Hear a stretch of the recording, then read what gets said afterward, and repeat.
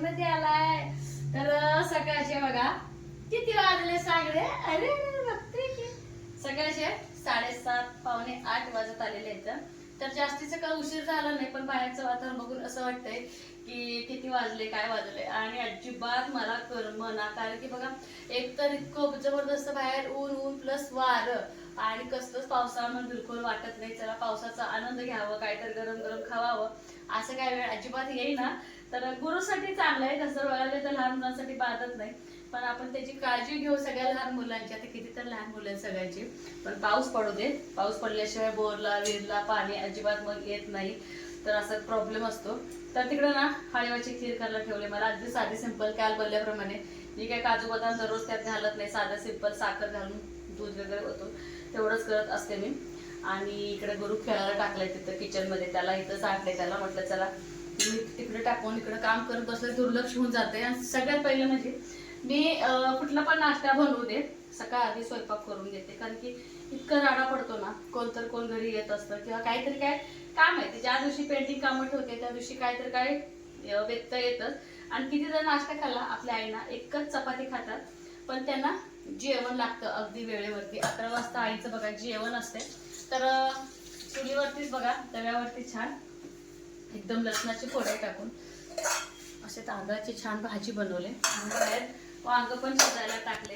तर अशी कामं म्हणजे चालू आहेत. आणि खूप दिवस झालं मी प्रत्येक पदार्थ करताना असं व्हायला लागलंय का खूप दिवस झालं मी हे बनवलंय ते बनवलंय.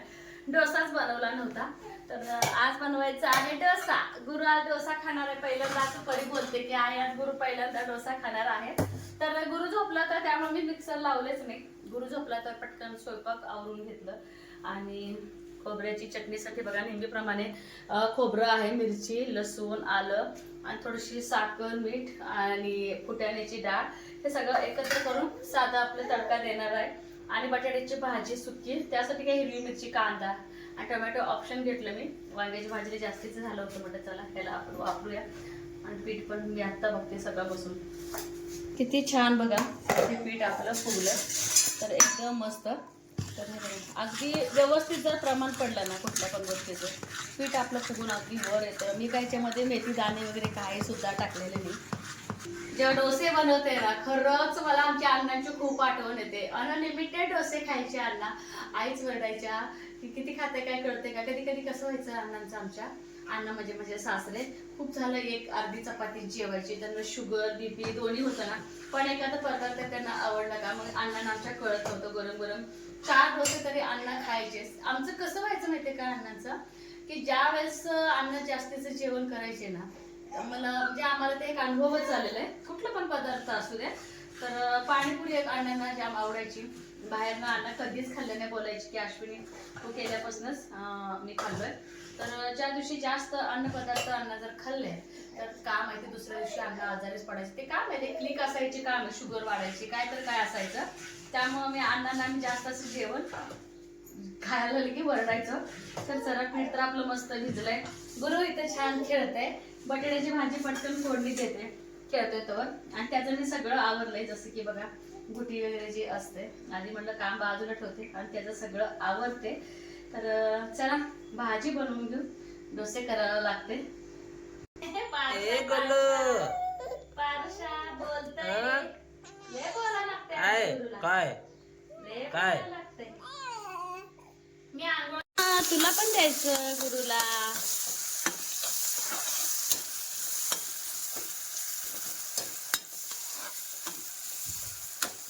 आवाज दचकतय एकदम आई. मिक्सरच्या आवाजाला दचकतय. आमच्याकडे ना 9 दिवस झालं पाणी चाललं नाही. जिला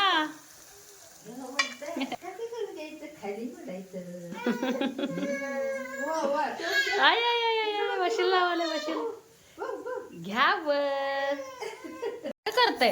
आणि इकडं ना आपली मस्त खोबऱ्याची चटणी पण झाली गुरुला बघत बघत. आणि इकडे छान बटाट्याची भाजी आलाय सू करून वशीला लावालाय. वशीला झोपू झोपू. माझा पहिला डोसा तयार आणि बाहेर मिळाला पाणी. तर सगळ्या गोष्टी एकाच वेळेस आलेले तर होतंय कधी कधी. होय मोटर लावून आले वरती सोडले तेवढं बघा फक्त आलेच मी. आणि ना पाणी आणि गुरु झोपलेला ना उठलाय. आवाज करू नको. गुरु झोपलेला उठलाय. तर इकडे म्हटलं चला पटपट ना डोसे किमान माझं आणि परीचं तर नाश्त्याचं करावं. तर जे येतील तसं. आणि आपला पहिला डोसा बनवला ते सुंदर झाला, एकदम क्रिस्पी झालाय. तर पोरण करायचं चाललंय आणि बाहेर पाणी भरायचं आणि पूर्ण लक्ष द्यायचं. सध्या एवढी कामं येतं. तर चला पटापट ना 7 दिवसानंतर पाणी आले काही जोक नाही. आणि सगळींकडे थोडं थोडं सोडायचं म्हटलं की एकदम कमी पाणी येतंय.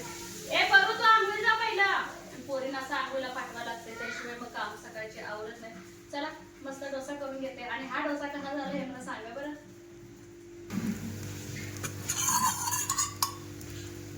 इतके मस्त आपले डोसे तयार आहेत ना, अगदी जाळीदार आणि कुरकुरीत एकदम मस्त.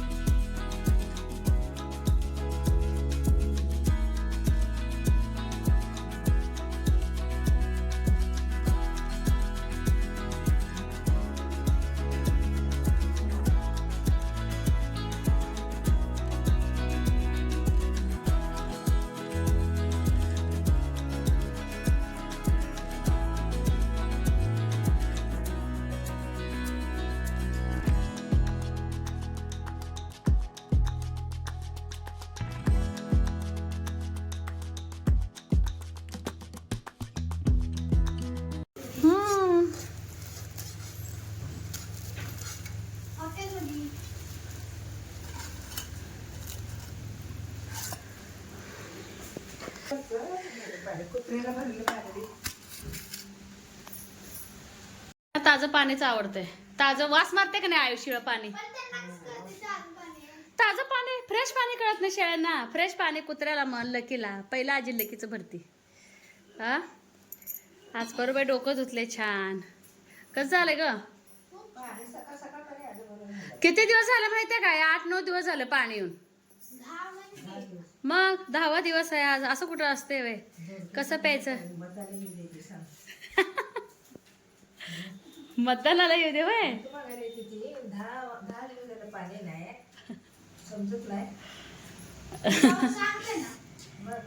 आता नाहीये मतदान. आता अजून लांब आहे अजून.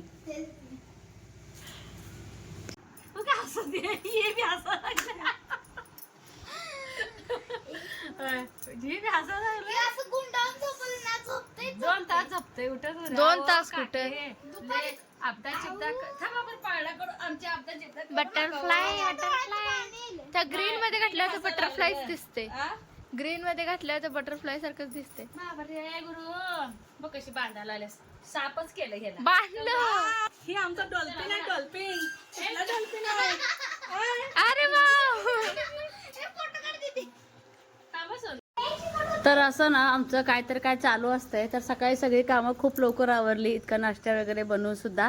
तर म्हटलं आता आशाताई आणि जान्हवी जशी की कविताची मुलगी पण आली होती रविवारी. म्हटलं की पोरी येतात गुरुकड. असंही सईपरीकडं आधीपासून खेळायलाच येत होते. आता ना आशाताईला आणि जानूला परत आणि सईपरीला तर ह्या चौघांना ना मला गरम गरम डोसे करायचे होते. आणि कुठं आता व्हिडिओ करू म्हटलं. आणि इतके डोसे आवडले ना आशाताईला पण आणि जानूला. तर खास करून सगळ्यांना ना खोबऱ्याची चटणी आवडली. सगळ्यांना छान वाटते. एखाद्याला आपण अगदी मनापासून जर करून खाऊ घातलं आणि समोरची व्यक्ती जर काय म्हणतात त्याला कौतुक करून खात असेल तर मनाला खरंच खूप आनंद वाटतच असतो. आणि एवढ्या कामातून पण आम्ही जावा एकीमेकींना बोलत असतो. तर खूप छान वाटतंय. कसा दिवस जाते गुरुमुळे हे कळत नाही. आणि गुरुची वडीनं सगळे येतात घरी बोलायला. तर हे पण खूप छान वाटते. अगदी आजचा ना छोटासा ब्लॉग आहे. जास्तीचा दिवसभराचा मी काय ब्लॉग घेतलेला नाही आहे. तर गुरुसोबत दिवस कसा जातो हे कळत नाही. आणि सईपरी असलं तर काय सांगायला नको. कसा वाटला आजचा ब्लॉग.